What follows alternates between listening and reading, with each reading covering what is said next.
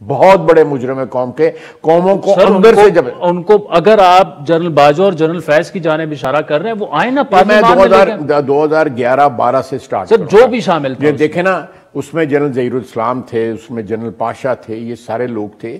اور میاں نواز شریف کو to the halt جو ہے بلیک میل کیا گیا, ٹو دا ہلٹ بلیک میل کیا گیا جنرل میاں نواز شریف کو کہ ہم تمہیں ڈسکوالیفیکیشن سے بچا لیتے ہیں, ہمیں تم پاناما سے بچا لیتے ہیں, سب سے بچا لیتے ہیں, تم یہ کر دو, تم وہ کر دو. یہ وقت آنے پہ یہ ساری سٹوریز بتاؤں گا, میں اسمبلی کے فلور پہ بتاؤں گا یہ ساری سٹوریز جو ہے کہ میاں نواز شریف کو کیا قیمت اس سے وصول کرنا چاہتے تھے. یہ اسٹیبلشمنٹ نے اس وقت بالکل جی, اچھا بالکل اسٹیبلشمنٹ نے کہ آپ یہ کر دیں تو مانگ رہے کیا تھے. میں قسم اٹھا کے ہاتھ میں قرآن لے کے جو ہے نا میں اسمبلی میں بتاؤں گا ساری باتیں, بالکل بتاؤں گا کہ یہ جو ڈیمن جو ہے انہوں نے انلیش کیا ہوا ہے اس ملک کے اندر, اس کی ملک کتنی بڑی قیمت ادا کر رہا ہے.